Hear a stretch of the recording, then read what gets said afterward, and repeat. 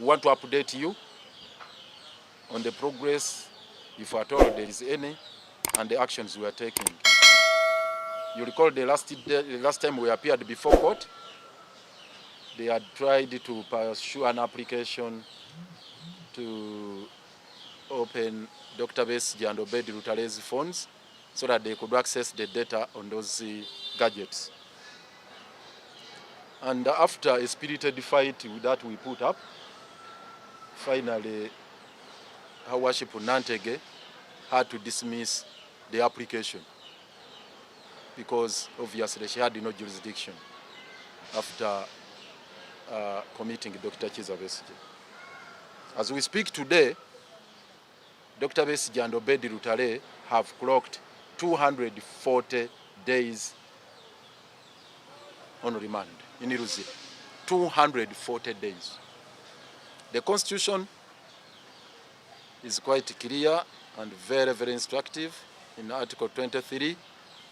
Once you have clocked 280 days, rather 180 days, you're entitled to mandatory bail. We don't need to repeat this time and again. Once one has been on remand for a period of 180 days, they're entitled to mandatory bail.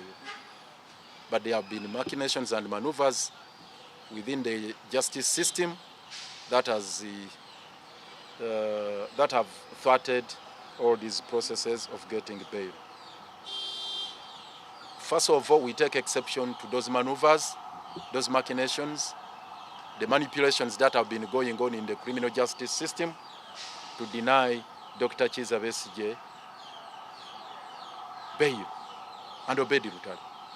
It's very, very unfortunate and regrettable.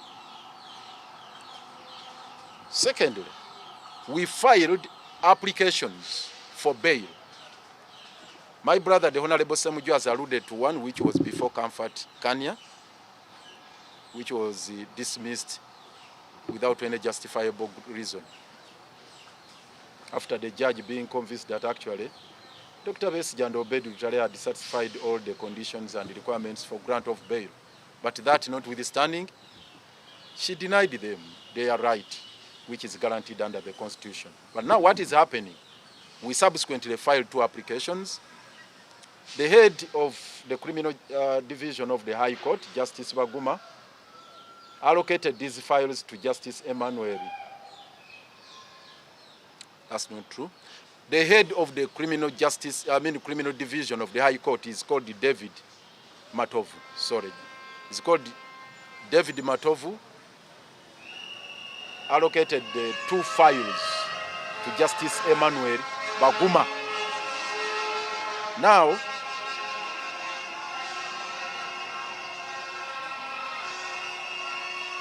since May, when these applications were filed, we are now in July.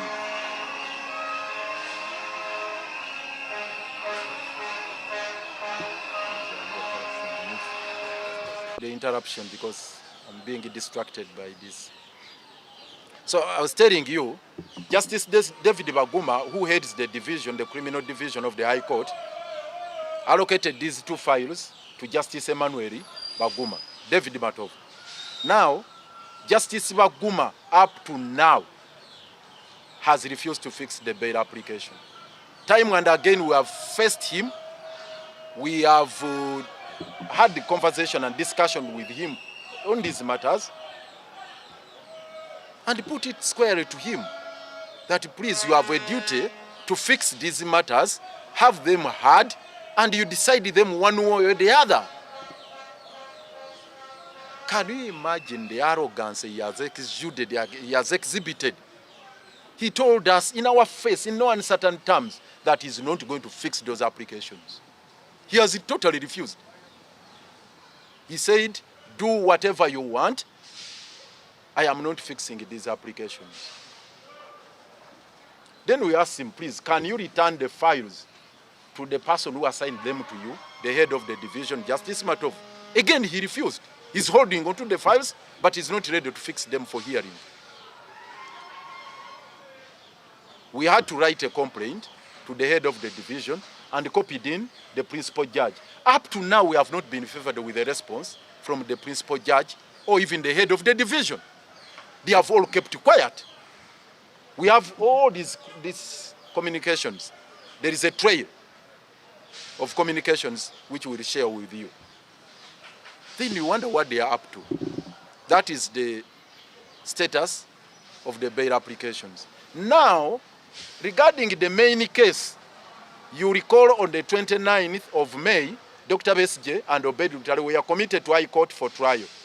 And what happens? Once you are committed, the file from the Chief Magistrate in Nakawa was supposed to be transmitted to ICD, because that's where the trial is going to be conducted from, to the International Crimes Division of the High Court.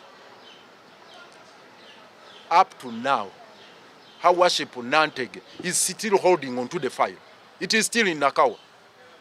Up to now, it has not been forwarded to High Court, the ICD. You ask Nantege, you did your work. You are supposed to handle pre-trial processes.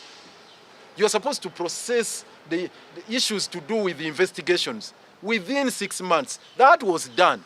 You tried to extend your time. We frustrated it. We thwarted it. We blocked it. Legally, we blocked it. Now, what is it that you are doing with the file of Dr. Besigye and Lutale after committing them to High Court for trial? She cannot answer that question. So these are the frustrations we are expressing to you, which we have registered. We wanted the matter to be fixed for hearing at ICD. We faced the registrar at the ICD. That can't you fix it in a session to have the matter heard? Said, but the file is not here with me. Then we asked the registrar of the ICD, can you write to the magistrate to bring it? He said, but we are not notified that they have finished the trial, the pre-trial processes. They have no record whatsoever that Dr. Besigye and Lutale have since been committed to High Court for trial. That's where we are now. Now, what do we intend to do?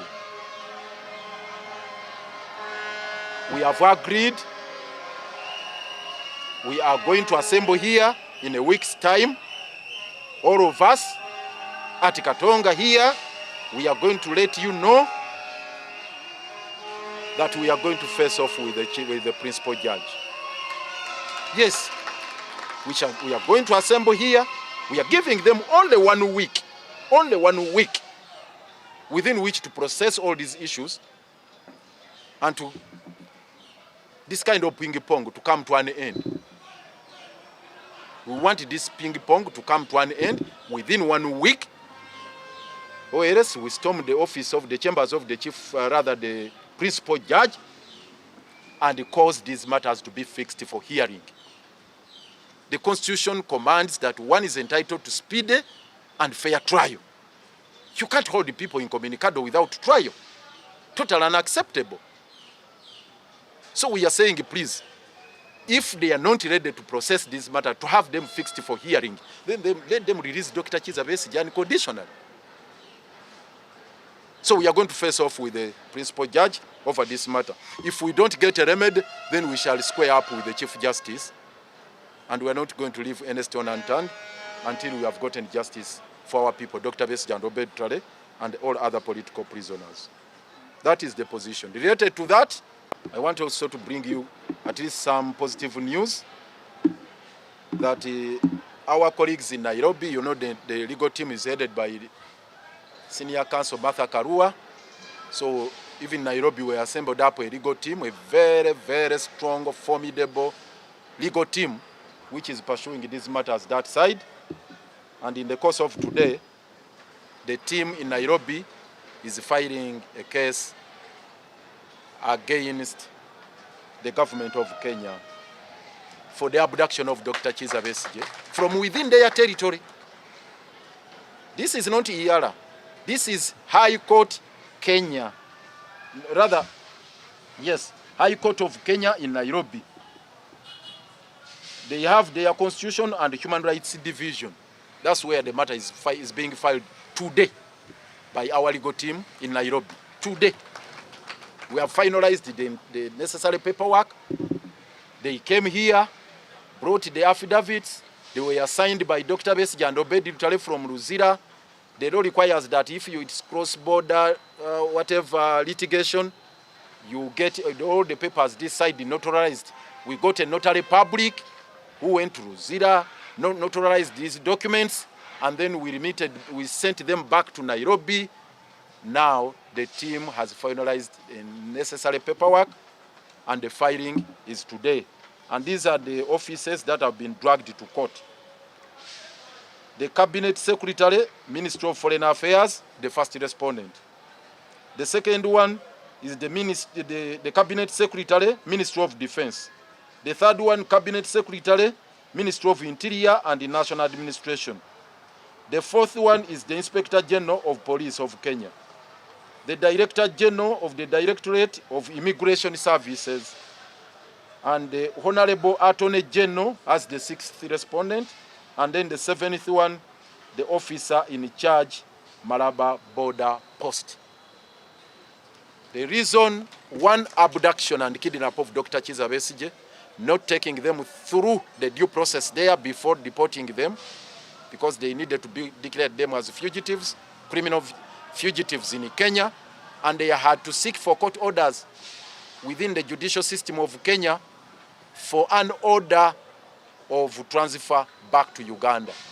That is what is provided for in the Extradition Act of Kenya and Extradition Act of Uganda. They never followed the process, the due process provided for in the Extradition Act. Two, they also violated the territorial integrity of Kenya.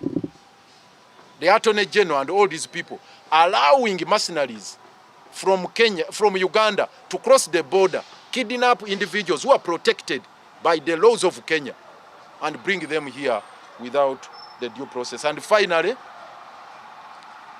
violation of the immigration protocols. Because the immigration protocols require your papers are supposed to be, processed at the border point. They have to be stamped on either side of the border.